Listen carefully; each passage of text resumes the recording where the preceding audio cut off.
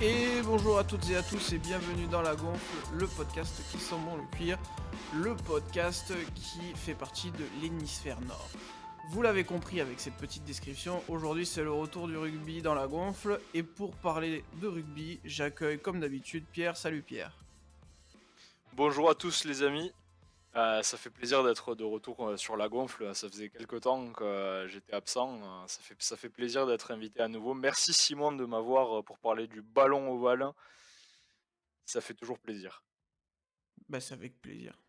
C'est avec un grand plaisir que je t'accueille, surtout qu'aujourd'hui on va faire un petit débat à l'occasion du retour du tournoi de destination qui revient d'ici quelques jours. On va pas débattre sur les équipes ni sur des joueurs, on va débattre de la compétition parce que depuis quelques mois et même depuis quelques années dans une moindre mesure, on entend parler d'un éventuel agrandissement du tournoi pour passer à 7 nations.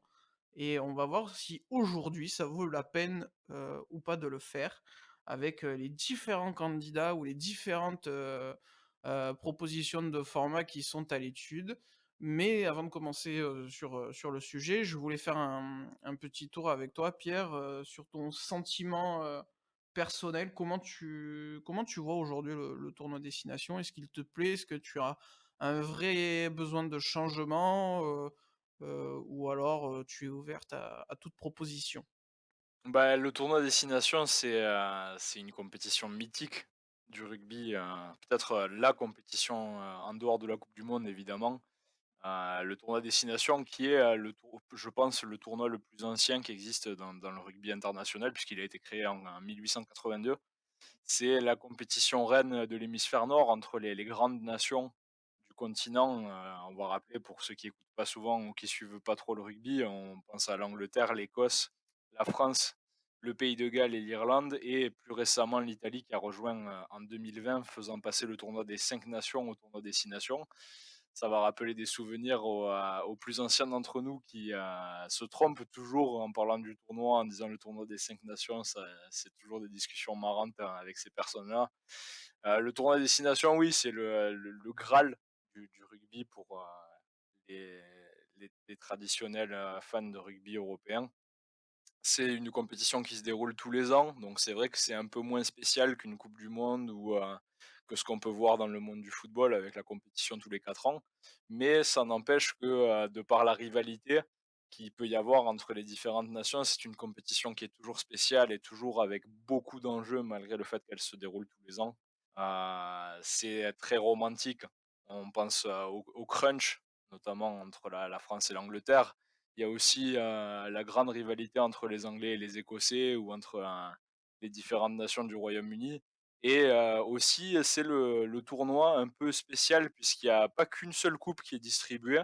Petit point culture, il y a beaucoup de, trophées qui sont remis, entre les équipes du tournoi destination. On pense notamment à la Old Alliance entre l'Écosse et la France ou, le trophée Garibaldi entre la France et l'Italie qui, ajoute encore à l'aspect historique des relations entre les pays qui composent, le tournoi destination et oui, c'est un sujet d'actualité puisqu'il y a quelques jours, les différentes, fédérations ont annoncé, les listes étendues de joueurs qui étaient convoqués pour la compétition qui se déroule, dans quelques semaines et donc on commence de nouveau à reprendre de l'intérêt pour cette compétition et à essayer de, voir les puissances en présence.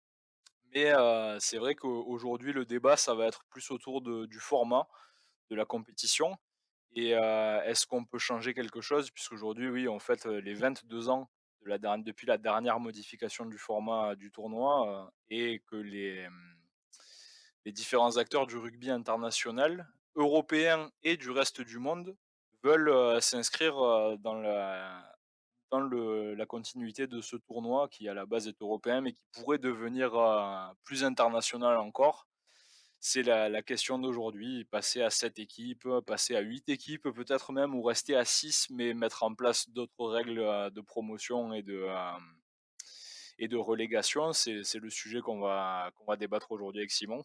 Exactement et il faut rappeler que, comme tu l'as dit, le tournoi n'a pas toujours été à 6. Il a même débuté à 4. avec la France donc qui rentre en 1910, puis l'Italie en 2000 et voilà, l'enjeu aujourd'hui, c'est de se dire: «Est-ce que ce tournoi doit rester, européen, doit rester, à 6 ou est-ce qu'il faut, partir sur un rugby plus mondialisé?» Toute la question est là. Alors, aujourd'hui, on a plusieurs candidats qui sont, en lice pour disputer, éventuellement le tournoi, avec les 6 membres déjà établis. Le 1er, c'est probablement, sportivement le meilleur. C'est les champions du monde, l'Afrique du Sud, qui, a un petit peu déjà amorcé, sa migration vers, l'hémisphère nord, via le United Rugby Championship, qui est l'ancienne Ligue Celt ou le Pro 14 depuis que les Italiens ont rejoint les nations, irlandaises, enfin les franchises irlandaises, galloises et écossaises. Néanmoins, ça ne fait pas l'unanimité, auprès, des instances et aussi des acteurs du rugby. Pierre, toi, tu vois l'idée de l'Afrique du Sud comment? Est-ce que tu es plutôt favorable? Est-ce que ça te paraît, complètement, ubuesque, d'aller chercher les Springboks? De tous les candidats à l'intégration au tournoi destination, je pense que c'est l'Afrique du Sud qui me paraît être le moins incohérent. Alors oui, on va souvent parler de la distance, du fait que, on fait difficilement plus loin qu'un pays d'Afrique du Sud pour, rejoindre un championnat d'Europe de l'Ouest. En effet, ça paraît être assez un non-sens, un peu comme, quand on avait intégré l'Australie à l'Eurovision. Mais aujourd'hui, l'Afrique du Sud, c'est un pays qui s'est vraiment rapproché de l'Europe en termes de rugby, notamment, comme tu l'as évoqué, en rejoignant le Pro 14, qui est aujourd'hui devenu le United Rugby Championship à cause de leur présence, mais aussi parce qu'il y a une grande tradition de joueurs sud-africains qui viennent jouer en Europe depuis presque toujours, surtout en France où on a accueilli beaucoup de joueurs étrangers, mais aussi beaucoup de Sud-Africains. Donc aujourd'hui, c'est vrai que d'un point de vue organisationnel, le rugby sud-africain semble être beaucoup plus proche dans la volonté de s'organiser ensemble avec les Européens plutôt qu'avec la Nouvelle-Zélande, l'Argentine et l'Australie. Puisque on peut remarquer que d'un point de vue administratif, l'organisation des championnats de l'hémisphère sud sont gérés par une organisation qui s'appelle la SANZAR, qui regroupe les quatre grandes fédérations de l'hémisphère sud, à savoir la Nouvelle-Zélande, l'Afrique du Sud, l'Australie et l'Argentine, qui gèrent le Super Rugby, qui est le championnat des clubs et des franchises de l'hémisphère sud, et le Four Nations, qui est le championnat des nations de l'hémisphère sud. Et beh, justement, le fait que depuis quelques années, des franchises sud-africaines rejoignent, le championnat d'Europe, et notamment la Ligue Celt et plus précisément cette année avec 4 avec 4 franchises présentes dans le championnat, ça montre, un peu ce divorce qu'il pourrait y avoir, dans les relations entre l'Afrique du Sud et les autres fédérations. Donc je ne sais pas vraiment comment ça va se passer par rapport à ça, mais c'est vrai que moi j'ai du mal à imaginer, que l'Afrique du Sud puisse arriver et dire: «Bon, bah, écoutez, on reste avec vous pour le championnat des nations parce que c'est entre guillemets «le meilleur». Ça reste un sujet à débattre. Mais pour les franchises, vu que vous nous avez snobé un peu en nous enlevant, des franchises il y a quelques années parce que, pour faire la place aux Japonais et aux Argentins, on est parti, on claque la porte. Pour moi, ça me paraît pas être une position cohérente et c'est pour ça que je comprendrais l'intégration de l'Afrique du Sud dans le tournoi destination, même si, ça implique ce que ça implique et ce qu'on peut reprocher à cette idée-là. Ah, tu vois, j'ai un avis assez, divergent du tien parce que, alors, c'est vrai que pour, l'Afrique du Sud, en tout cas, rejoindre le 6 nations, on peut dire que c'est légitime parce que sportivement, c'est plus de matchs et c'est pas forcément moins bon. Économiquement, c'est forcément meilleur parce que faut le savoir que les fédérations de rugby, de l'hémisphère nord sont beaucoup plus puissantes que celles du sud. Même la Nouvelle-Zélande qui écrase un peu le rugby mondial en termes de victoires et de palmarès, elle possède une puissance financière beaucoup plus modeste que, par exemple, l'équipe de France avec la FFR. Néanmoins, Tu sais très bien, Pierre, à quel point je suis attaché aux valeurs du rugby et que pour moi, malgré un développement économique, si on perd les traditions du rugby, on perd l'attractivité en partie du rugby. Parce que c'est pas avec, le jeu et ses règles compliquées que cela suffit à convaincre suffisamment de gens. Donc déjà, je suis un peu, attaché à l'idée d'hémisphère nord contre hémisphère sud, même si forcément, et on en parlera un petit peu plus tard, c'est forcément remis en question et pas forcément à cause de l'Afrique du Sud. Je comprends aussi d'ailleurs qu'avec le fuseau horaire qui est beaucoup plus en phase avec l'Europe, puisque par exemple avec Paris, le Cap n'a qu'une heure de différence.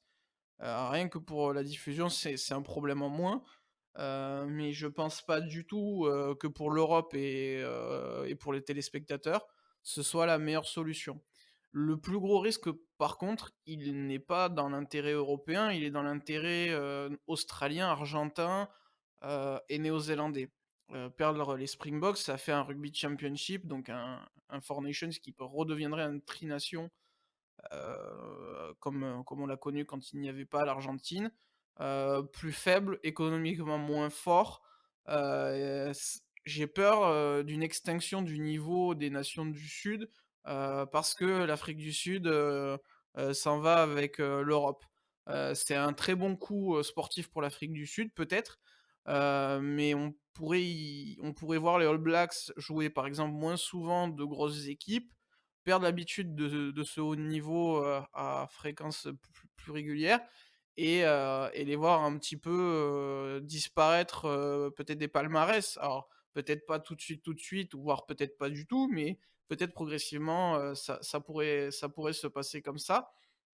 Et je trouve que c'est risqué parce que les All Blacks, même au niveau commercial, c'est une grande marque dans le monde et dans les pays qui ne disputent pas forcément, de compétition internationale en rugby. Les All Blacks, ça parle, c'est ce qui vend, c'est pas pour rien que, certains de leurs matchs, en tournée se déroulent aux États-Unis. Je me souviens d'ailleurs de la défaite à Chicago, je crois, contre l'Irlande où, ils avaient fait un sold out parce que c'était les All Blacks.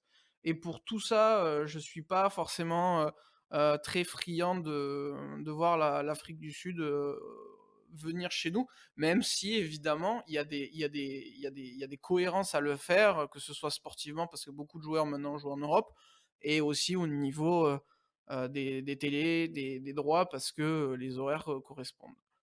Donc c'est compliqué je trouve de trouver Ouais, une, après je suis pas très d'accord avec toi, sur le sujet sportif.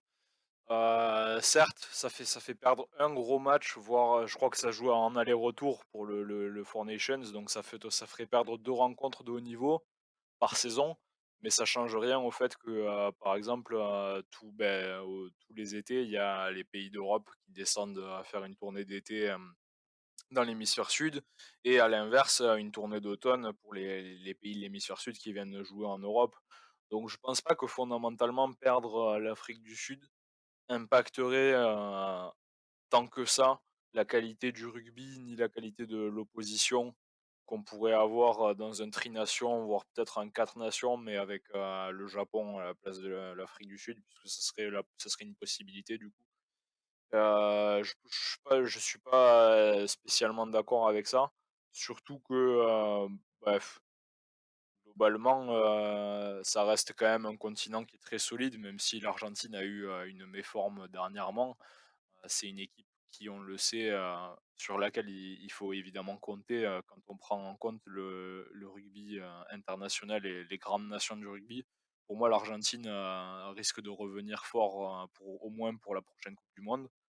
J'ai pas vraiment de doute là-dessus, compte tenu des talents qu'il y a dans leur équipe et le fait que leurs joueurs puissent enfin, pouvoir évoluer à haut niveau, puisqu'on le rappelle que, à cause du covid, il y avait eu, la fin de la franchise argentine dans le Super Rugby, ce qui a mis un énorme coup, je pense, à l'équipe nationale et qui, aujourd'hui continue à l'impacter, puisque tous ces joueurs ont dû retrouver des clubs et certains ont eu beaucoup de mal à trouver une place dans le rugby du haut niveau en Europe notamment, puisqu'il y a des joueurs qui sont partis jouer en Pro D2. On pense à Geronimo de la Fuente qui est parti jouer à l'USAP alors qu'ils étaient en Pro D2.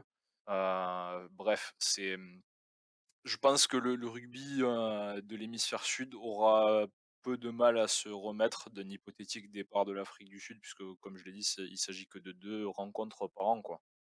Beh, tu vois, je prends d'autres aspects, si tu veux, un peu dans ma réflexion déjà. C'est que si on passe déjà à 7 voire à 8 l'ancien 6 Nations, du coup, si jamais, ça venait à s'agrandir, les clubs vont râler. Les clubs vont râler, notamment en France et en Angleterre. J'ai peur que certaines dates, notamment, peut-être de tournées, ou dans la façon d'organiser le tournoi, il y ait une perte de date qui soit, donc une répercussion sur les affrontements avec, bah, la Nouvelle-Zélande, l'Australie, l'Argentine et le Japon, par exemple. C'est là, en fait, où ça me fait peur, c'est que il va y avoir, des questionnements, en termes de calendrier. Il va falloir penser peut-être un nouveau calendrier et là-dessus, j'ai un petit peu peur que ça cloche quelque part et que ce soit, on va dire, compliqué. Après, pour être, tout à fait honnête, c'est plus aussi un avis que, c'est bête d'amener une équipe du sud vers le nord et que je trouve, que la rareté des affrontements entre, les 3 ou 4 grosses nations du Sud contre les équipes européennes, voilà, ça a quelque chose de fort. Ça rend les tournées, très très importantes, même si techniquement ce sont des matchs amicaux. Au rugby, on parle tout le temps de qu'il n'y a pas de matchs amicaux et j'ai un peu peur, que ça puisse ternir tout ça. Après évidemment, on peut aussi réfléchir à ce que plus tard, il y ait une ligue mondiale où d'ailleurs le calendrier serait allégé parce que tout se passerait au même moment et dans ce cas-là, personne n'est perdant. Ça peut très bien arriver, ça peut aussi voir le jour. Et si d'ailleurs ça peut un peu voir le jour, cette idée d'internationalisation des tournois, européens, c'est parce que, le rugby, Pierre, n'est plus une terre, enfin n'est plus une pratique européenne, ou de pays au niveau austral, parce qu'on va dire que Nouvelle-Zélande, mais surtout l'Australie et l'Afrique du Sud sont, géographiquement des terres australes. Maintenant il y a le Japon qui a émergé, après avoir vu l'Argentine émerger et le Japon, il est aussi candidat à rentrer dans un des grands, championnats internationaux, de nations, donc le Six Nations et le Rugby Championship. Alors Pierre, pour te l'indiquer, les négociations sont plus fortes avec le Rugby Championship, parce qu'ils préféraient, rejoindre les nations du Sud, dans le sens où au niveau du fuseau horaire, ils collent très bien avec, la Nouvelle-Zélande et l'Australie. Mais il y a aussi des négociations quand même avec, le tournoi Destination qui pourrait y voir un moyen d'aller s'implanter, dans un marché économique important, à savoir, l'économie japonaise. C'est pas exclu.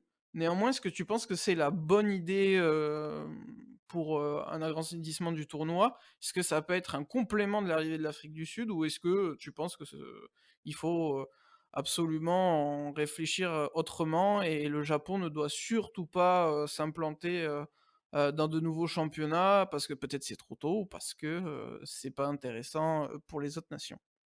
Il y a un gros problème, déjà géographique, par rapport à l'intégration du Japon dans un championnat européen. Déjà, je pense que c'est compliqué, ne serait-ce que par rapport, à l'intégration du Japon hypothétique, dans le championnat de l'hémisphère sud, dans le super enfin dans le rugby championship, à 4 ou à 3 nations, peu importe. Parce que le Japon est un pays qui est quand même assez isolé. C'est pas pour rien qu'on l'appelle le pays du soleil levant, c'est le pays qui est le plus à l'est du monde. Je sais pas je crois que ça doit se compter peut-être en 10 heures de décalage horaire avec la France, avec l'Europe de l'Ouest. Ce qui fait que, ce serait très compliqué, ne serait-ce que pour, faire venir l'équipe, nationale, sur le continent européen, c'est déjà un défi logistique, surtout, à l'époque du covid.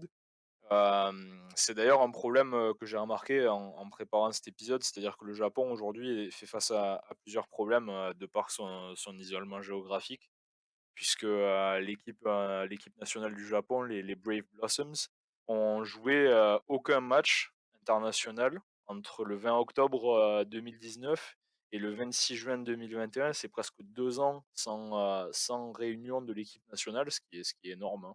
Je pense que dans l'histoire, ça a dû arriver à des périodes, de guerre uniquement pendant la 1 et la Seconde Guerre mondiale. Je pense pas que ce soit arrivé pour d'autres raisons, d'avoir une interruption aussi longue. Du coup, l'équipe aujourd'hui doit, ça on parle, de l'organisation de l'équipe en tant que profession, hein, aujourd'hui. Il faut penser à l'aspect sportif évidemment, mais il y a aussi l'aspect financier. C'est-à-dire qu'aujourd'hui une équipe, et c'est ce qu'a très bien compris les All Blacks, c'est qu'il faut capitaliser justement sur son image et sur les voyages qu'on peut mettre en place. L'équipe a besoin de jouer pour exister, et le souci du Japon aujourd'hui, c'est que, bah, ils ont du mal à trouver leur place alors que c'est une équipe qui a un niveau. C'est un pays qui a un bon championnat qui a un bon championnat national. C'est une équipe qui a fait une bonne performance en 2019 à la coupe du monde, puisqu'ils sont arrivés ils se sont qualifiés à l'issue de la phase de poule, et ils ont eu le malheur de rencontrer le futur champion, qui les a battus, après le premier tour des playoffs. Donc c'est vrai que, pour le Japon, c'est difficile d'exister, et je comprends l'intérêt des négociations, par rapport, à l'intégration dans un des 2 grands championnats internationaux. Mais, c'est vrai que pour moi, ça me paraît plus, cohérent de les intégrer au Rugby Championship, de l'hémisphère sud, plutôt qu'au tournoi destination, puisque, ça me paraît vraiment trop compliqué à mettre en place, et que surtout ça impliquerait probablement que, l'équipe du Japon ne joue aucun match sur son territoire national, puisque ça me paraît pas organisable, et donc ça serait, on manquerait vraiment l'intérêt, puisque c'est intéressant évidemment d'avoir une équipe qui performe, une équipe nationale qui performe pour développer le rugby, puisque c'est ça le but, in fine, c'est de développer le rugby au Japon. Mais si l'équipe, joue constamment en dehors de ses terres, ben, on perd un peu cet intérêt-là, même si le rugby est aujourd'hui diffusé, et le Japon est très client de ça, puisque, je vais parler d'un exemple, récent qui est, alors il faut savoir qu'il y a un joueur japonais qui évolue dans le top 14, qui s'appelle, Matsushima, qui joue Clairement, ouais. à Clermont, c'est l'arrière de Clermont, et donc, il faut savoir que la rencontre entre l'USAP, mon équipe, de cœur, et l'ASM Clermont-Auvergne a été diffusée sur, les chaînes japonaises. Alors ils n'ont pas envoyé d'équipe, pour capter leur propre, image, mais ils ont, une télévision japonaise a acheté les droits, et donc ce match a été diffusé. Donc un match de top 14 a été diffusé sur les télés japonaises en direct, ce qui est assez, insolite à mon sens. Donc, on peut voir vraiment que l'intérêt pour le rugby, monte. Au Japon, on pense aussi à des grandes stars, des légendes même, de ce sport, qui ont foulé les pelouses, japonaises. On pense à Dan Carter, mais aussi des joueurs comme, Cyril Ibombo, Mahanonu, Sonny Bill Williams, Boden Barrett, et plus récemment Matt Guito, qui évolue dans le championnat domestique japonais. Mais, c'est vrai qu'aujourd'hui, ça me paraît être trop de concessions d'intégrer, l'équipe japonaise, même si ça ferait évidemment beaucoup de bien, pour relancer un peu l'intérêt, du reste du monde pour le tournoi destination. Je pense on aurait qu'à y gagner en tant qu'organisation et en tant qu'équipe nationale. Mais, ça me paraît être trop compliqué, pour être, cohérent Bah, écoute, aujourd'hui. je suis assez d'accord avec toi et pourtant ça me fait un peu mal parce que je disais que j'étais assez attaché maintenant au et depuis toujours, à cette idée de l'hémisphère nord contre l'hémisphère sud.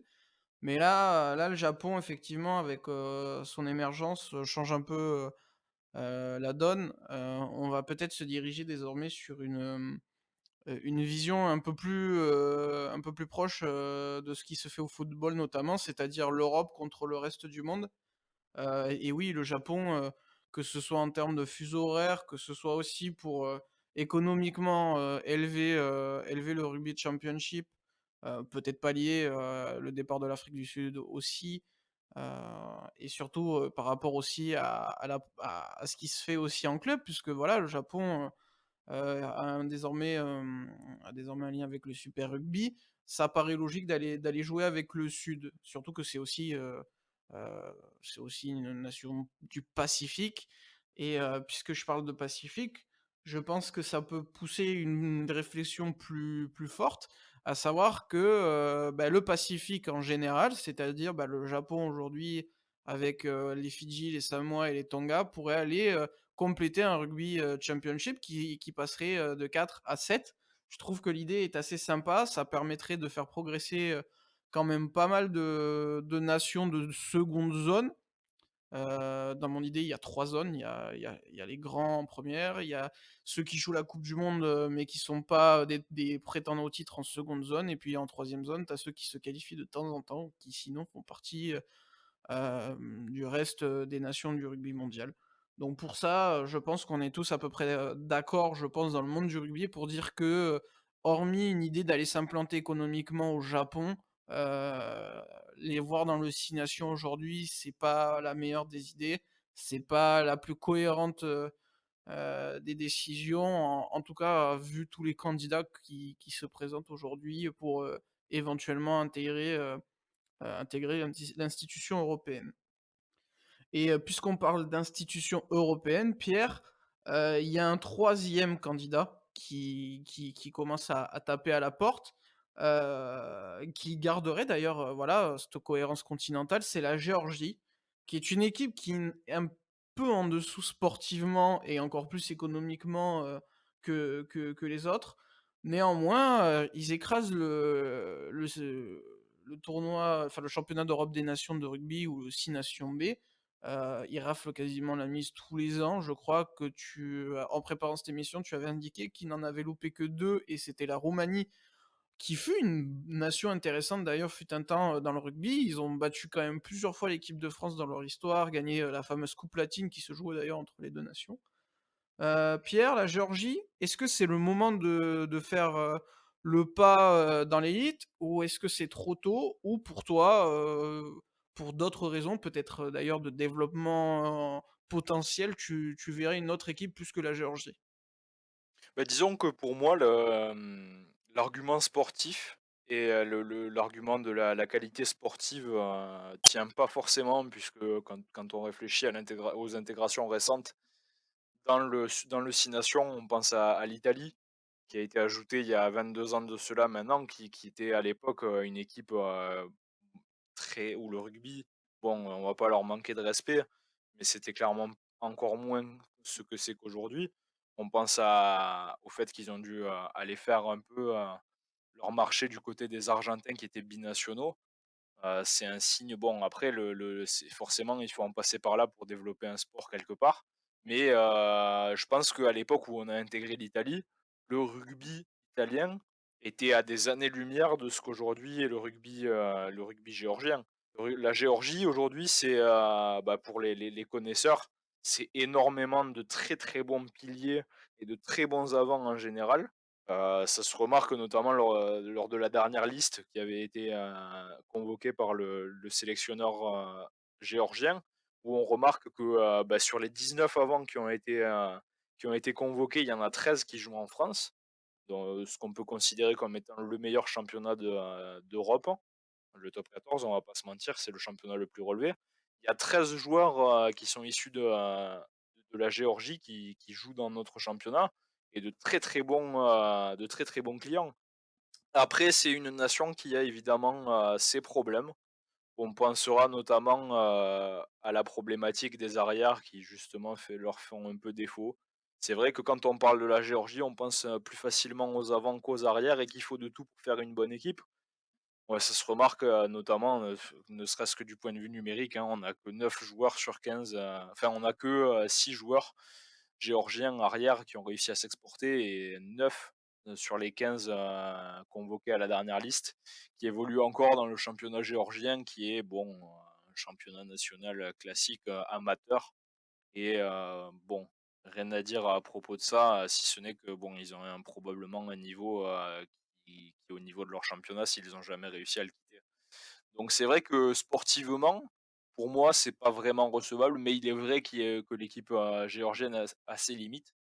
Par contre, ce qu'on peut remarquer, c'est que, beh, la Géorgie fait pas des matchs, honteux quand ils se déplacent, pour faire des test matchs ou pour participer à des coupes du monde quand ils se qualifient. C'est pas non plus, la honte, absolue comparée à, bah, je sais pas moi, mais ça arrive, qu'il y ait des équipes qui se fassent rouster plus que la Géorgie, ils font pas une pâle copie à chaque fois qu'ils se rencontrent et pour moi, le vrai aspect sportif, la vraie réflexion qu'il faut avoir, c'est se poser la question: «Pourquoi, on ne fait rien?» alors que, beh, visiblement la Géorgie et l'Italie se retrouvent un peu dans une configuration de miroir, puisqu'on remarque que la Géorgie, soulève tous les ans le 6 Nations B, ce qui est logique, hein, c'est un championnat international plus ou moins amateur. Donc c'est vrai qu'au rugby, la différence, est notable entre des joueurs qui sont, pros et des joueurs qui jouent dans des championnats semi-pro, voire amateurs. Comme, Simon l'a rappelé, oui, la Géorgie l'a gagné quasiment, sans interruption, avec 5 victoires d'affilée et enfin bref, 5 victoires et puis 4 victoires d'affilée ensuite. La Géorgie, soulève et roule sur le 6 nations B, alors que l'Italie arrive, vraiment pas à s'imposer. Il y avait une époque où il y avait une petite rivalité et où il y avait match potentiellement avec l'Écosse, mais c'est vrai que les Écossais sont revenus très, très forts dernièrement et ont réussi à développer une équipe, très solide. Et ben c'est vrai que l'Italie, bon, l'Italie est toujours dans ses travers. L'Italie finit, très souvent dernière, du tournoi Destination et il y a pas l'air d'y avoir d'amélioration malgré le fait que, justement, ils participent à ces championnats avec des franchises et qu'ils exportent quelques joueurs à l'étranger. On semble pas remarquer d'amélioration et donc pour moi, oui, l'intérêt, sans parler d'ajouter forcément la Géorgie à un tournoi Destination et le passer à un tournoi des 7 nations, l'intérêt serait peut-être de créer un match de barrage à l'instar de ce qu'on fait dans le top 14, où le dernier du tournoi Destination affronterait le vainqueur du 6 Nations B, dans un match qui aurait lieu, qui intéresserait probablement le monde entier du rugby, puisque ces matchs-là, les matchs de barrage, c'est toujours beaucoup de suspense, beaucoup d'enjeux, beaucoup de fierté. On peut le voir notamment avec le succès énorme qu'avait eu le match entre Biarritz et Bayonne pour la montée en top 14 l'été dernier, même si ça avait fait polémique. C'est des matchs qui ont un intérêt sportif non négligeable et un intérêt commercial et de marketing qui est indéniable et qui ne ferait que faire grandir le sport. Donc peut-être sans passer à 7 équipes, rester à 6 équipes, un tournoi destination, mais mettre en place ce match de barrage serait peut-être une bonne solution à mon sens. Ben c'est vrai que la Géorgie, en tout cas, c'est problématique leur statut parce que, bah, tu fais que gagner, heu, aux 6 nations B. Néanmoins, on est tous conscients que, les intégrer, ça risque de donner la même chose que l'Italie. Donc, il y a un petit problème et évidemment la première idée qui vient et c'est d'ailleurs pas une mauvaise idée en soi, c'est de faire ce principe d'éventuelle montée-descente. Néanmoins, je suis pas forcément favorable, à faire ce système-là, comme je ne suis pas favorable de les intégrer tout de suite parce que je pense que sportivement, c'est trop tôt. Il y a encore un trop gros fossé, et le faire, ce serait, au niveau économique et c'est vrai qu'au niveau économique, il y aurait une cohérence parce que Pierre, ce qui est intéressant de noter, c'est qu'en 2000, quand, l'Italie rejoint le tournoi Destination, il ne compte que 30 000 licenciés. Il faut savoir qu'en Italie, le rugby, c'est pas du tout un sport majeur. Ils sont bien loin devant les principaux sports là-bas, c'est-à-dire le football notamment, le volley et aussi le basket. C'est beaucoup plus populaire que le rugby, qui d'ailleurs pendant très longtemps a joué au Stadio Flaminio, qui est à Rome, mais qui est un petit stade de à peine 20 000 places, je crois, ou pas bien plus. Bon, maintenant il joue à l'Olimpico, donc c'est 72 000 places, c'est beaucoup plus intéressant. Mais voilà, aujourd'hui en 2014, l'Italie comptait 76 000 licenciés. Donc en plus de pérenniser un certain niveau qui est certes, plus faible que les 5 autres équipes du tournoi, l'Italie a quand même un espèce de pas de plafond, mais ils ont un espèce de sol, de parquet, minimum, en termes de compétition et pour ça, ça a été une bonne chose. On a réussi à implanter, le rugby, à structurer même, le rugby professionnel avec des clubs, d'abord un championnat professionnel avec des équipes en coupe d'Europe, puis une idée de faire des franchises qui ont rejoint, les Celtes. Heu, Faire ça pour la Géorgie, je sais pas. Je sais pas si c'est une bonne idée et surtout, cette idée de montée-descente, déjà, c'est le risque de tuer, hem, on va dire, la stabilité de l'Italie et ne pas avoir l'assurance de faire progresser réellement la Géorgie. Parce que la Géorgie, ce qu'elle explique, c'est qu'elle veut, un peu comme le Japon, se frotter constamment, aux grandes nations pour progresser. Donc si elle la joue qu'1 année sur 2 ou des fois, il y a même, 2 années, sur 3 où elle n'est pas présente dans le tournoi, elle risque de ne pas vraiment progresser et amener en plus l'Italie vers le bas. Donc pour ça, même si l'idée est bonne, en fait, je pense que c'est une fausse bonne idée et il faut pas forcément aller vers ça. Après, s'il y a encore une progression, qui se dégage, il faudra là vraiment y réfléchir et d'ailleurs je pense que, i à terme, voilà, le rugby, même s'il y a ces fameuses traditions et que j'y suis attaché également, il faut quand même penser à s'ouvrir au monde pour en faire un vrai sport populaire et heu et qui puisse survivre aussi dans le changement, de notre société, où l'économie est beaucoup plus importante. Donc pour le moment, beh, Pierre, je dirais que je suis plutôt favorable à la quatrième possibilité, c'est-à-dire un statu quo, avec, notre 6 nations comme on le connaît aujourd'hui, sans, faire de changement pour le moment. Parce que c'est déjà assez compliqué de trouver un équilibre entre, la période club et la période, internationale, trouver des accords, que les joueurs ne jouent pas trop. Je pense, et tu vas me dire ce que tu en penses aussi Pierre, que en fait, la formule actuelle, dans la conjoncture, du moment, ça reste la meilleure solution. Est-ce que toi, ça t'embêterait de rester vraiment à 6 ou, justement non, c'est pas forcément dérangeant et on peut peut-être reporter l'échéance à quelques années, plus tard? Bah, le format actuel me déplaît pas en soi, hein. Je trouve que c'est bien. Rester à 6 pour moi, c'est idéal parce que déjà il faut rappeler que le tournoi destination, c'est une compétition qui est franchement organisée de manière très étrange puisqu'on a 6 équipes juste, hein, c'est pas énorme, mais la compétition dure 1 mois et demi. Déjà de base, on est sur un truc qui est c'est pour quelqu'un qui suit pas le rugby, voir une compétition à 6 équipes qui dure de début février à mi-mars, tu te dis: «Oui, il y a un problème». Tu te dis: Qu'est-ce que c'est ce schmilblick?» Et donc oui, bon, certes, pour les gens qui suivent pas le rugby est un sport avec une débauche physique énorme et un risque de blessure accru en cas de match, répété sur une courte période de temps. Mais passer à 7 équipes, ça veut dire que tous les week-ends, il y a une équipe qui joue pas, donc ça veut dire que la compétition passe de 1 mois et demi à facile 2 mois au moins pour que tout le monde se rencontre et ça, c'est sans parler de tous les problèmes, extérieurs qui peuvent arriver, notamment, ces jours-ci avec, le variant Omicron et le Covid en général, qui peuvent, soit faire reporter des matchs dans le meilleur des cas, soit les annuler. Donc, d'un point de vue logistique, passer à cette équipe, c'est un peu absurde, on va pas se mentir. Moi, je suis un grand j'adore le format du 6 nations actuel et j'aime le fait que tout le monde joue tous les week-ends. C'est pas quelque chose qui me plaît, le fait qu'il y ait une équipe qui s'assoit et qui regarde. Pour moi, soit on reste à 6, soit on passe à 8.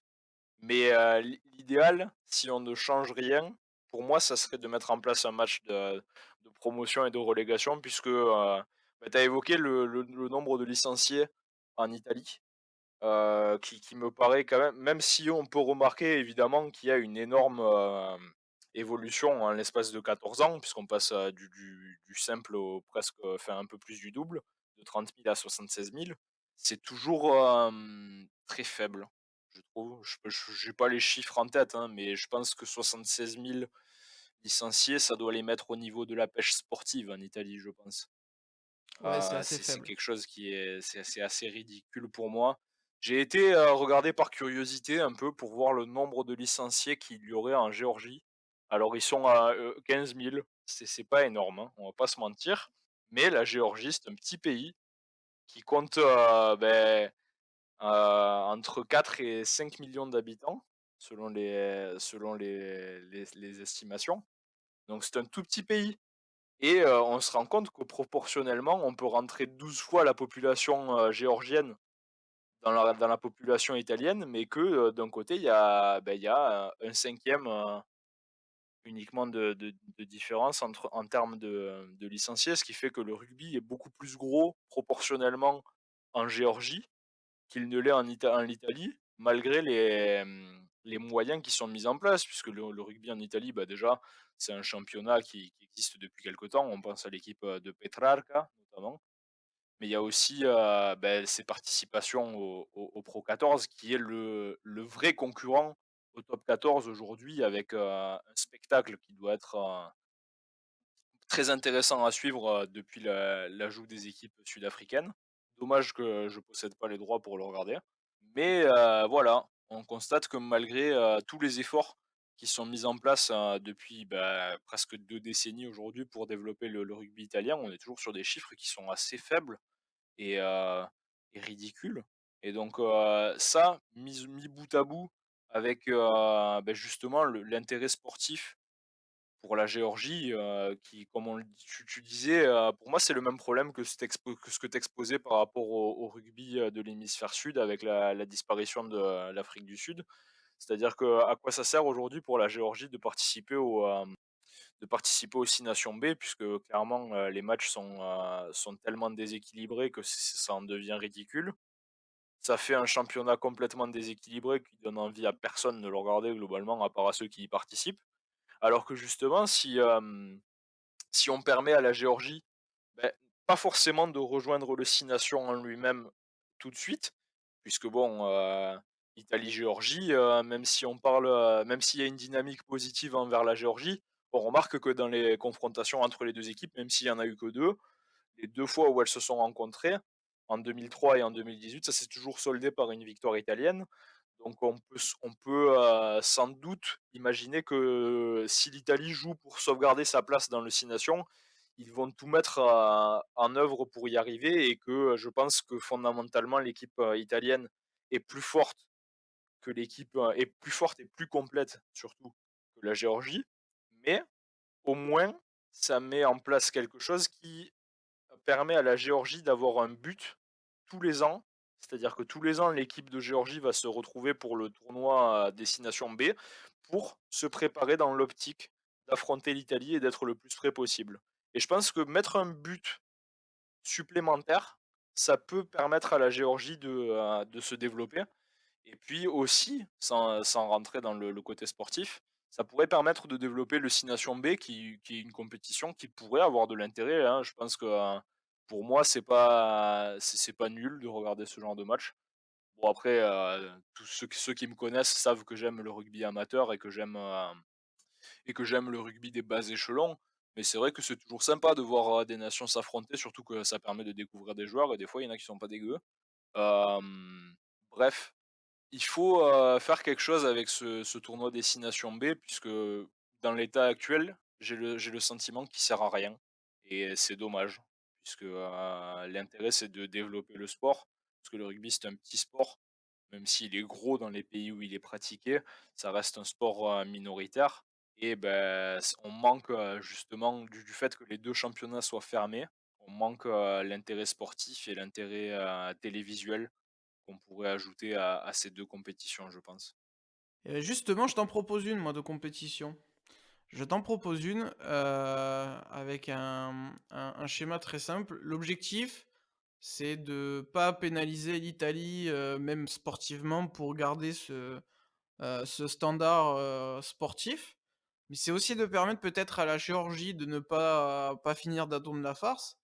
Parce que aussi, je trouve qu'économiquement, et en termes de potentiel, c'est pas la nation, du 6 nations B, heu, qui pourrait atteindre, le plus haut niveau. Je pense que des nations comme l'Espagne, le Portugal, la Russie notamment, peut-être même l'Allemagne en soi, qui joue plus bas, pourraient, se développer plus facilement, parce qu'aujourd'hui, la question, économique, elle est de plus en plus présente et qu'ils auront des marchés, plus facilités, peut-être même des championnats professionnels plus facilement, même si bon, il y a toujours cette possibilité de fusionner des championnats, et bah, pour justement, motiver un peu tout le monde en fait, stimuler un peu tout le monde, Pierre, j'ai une idée, c'est que, on travaille sur un cycle de 4 ans, où, les 3 premières années, on change pas forcément, les choses. Néanmoins, la quatrième année, on supprime le tournoi, il y a pas de tournoi, voilà, il y a pas de tournoi.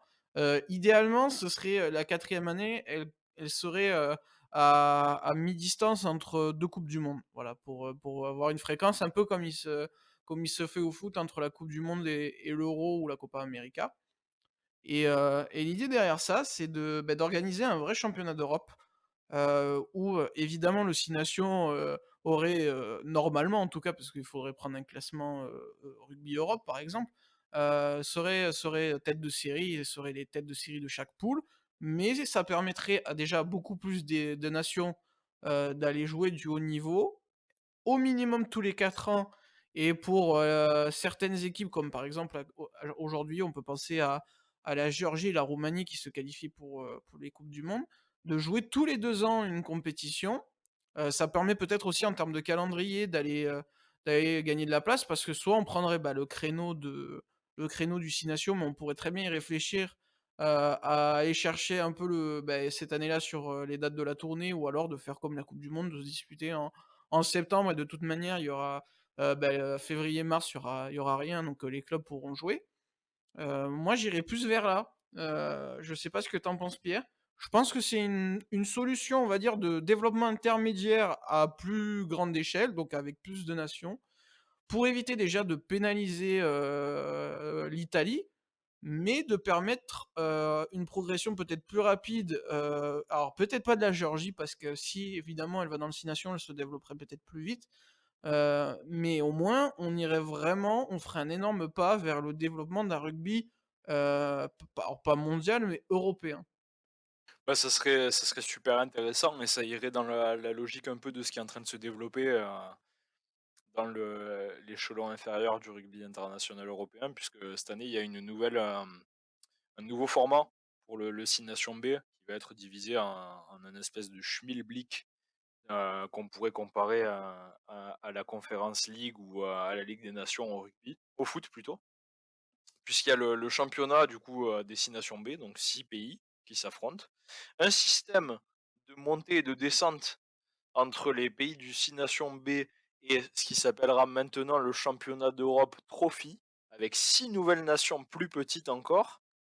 Et ensuite, encore en dessous, il y a un système de relégation et de promotion avec un championnat en 4 conférences qui sont divisées en conférences nord-sud, en 2 conférences, du nord et 2 conférences du sud, avec des pays encore plus petits dont j'ignorais l'existence dans le monde du rugby.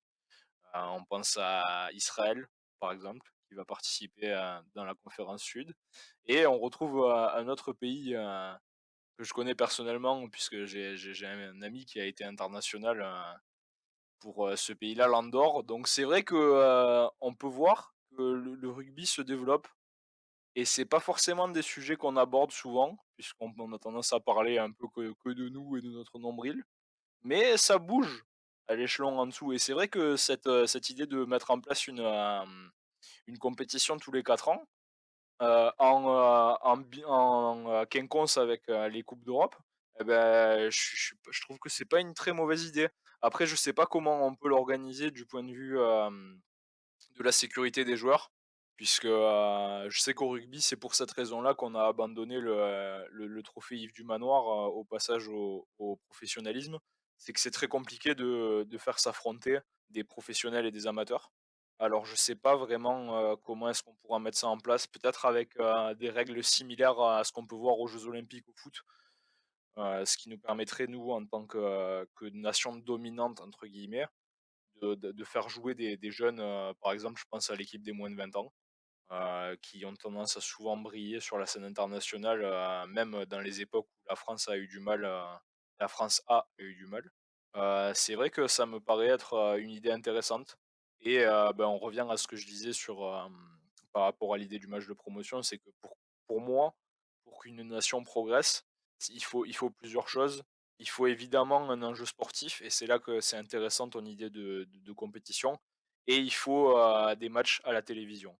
C'est essentiel, que ce soit des matchs, d'équipe, nationale ou des matchs de club Et c'est vrai que d'avoir une compétition aussi énorme avec, les 6 grosses équipes du tournoi destination et les autres petits, ça sera forcément diffusé et ça fera, je pense que ça fera le même effet que quand, le Japon a fait sa belle performance en 2015 contre l'Afrique du Sud, qui a contribué à l'essor, énorme du sport au Japon, et puis aussi, grâce à l'organisation de la coupe du monde 2019. Mais c'est la performance du Japon à la coupe du monde 2015 qui a tout lancé pour moi et donc je pense qu'on pourrait avoir, des effets similaires dans le cadre, d'une compétition comme, celle que tu proposes. Eh ben écoute, on va peaufiner tout ça et puis on va contacter, World Rugby et Rugby Europe pour mettre ça en place. Et ben écoute Pierre, je pense qu'on a fait un joli tour de la question, en à peu près 50 minutes. Merci à toi. Bah, de rien, j'espère que, World Rugby nous écoutera, pas comme quand j'avais candidaté pour faire un stage chez eux et qu'ils m'ont jamais répondu. Ben je le souhaite, vivement et écoutez, que ce soit toi ou que ce soit vous, chers auditeurs, je vous invite à revenir, pendant le tournoi, dans lequel on va être, actifs pour un peu, débriefer tout ce qui va se passer, chaque week-end. Ouais, bah, oui, on va essayer de parler de ça, hein. C'est vrai que là, il y a pas mal de sujets, qui vont être abordés, je pense. Parce que ça m'étonnerait pas qu'on ait quelques surprises. Je vois bien, l'Écosse faire quelque chose, hein. Je trouve que c'est une équipe qui est très plaisante et qui a fait un excellent match contre, l'Afrique du Sud, pendant la tournée d'automne, même si, ils ont perdu. Je sais plus exactement, ils ont réussi à battre l'Australie aussi. Donc, attention aux surprises et attention, aux mauvaises surprises peut-être, pour la France. J'espère pas leur porter malheur, je touche du bois, mais, rien n'est jamais acquis dans ce sport. Et ben, rendez-vous d'ici quelques semaines pour avoir la réponse. En attendant, je vous invite à aller écouter les différentes émissions rugby qui ont déjà été, mises en ligne, mais aussi du football si vous aimez le ballon rond et on se dit à très vite. Ciao, ciao. Bye bye.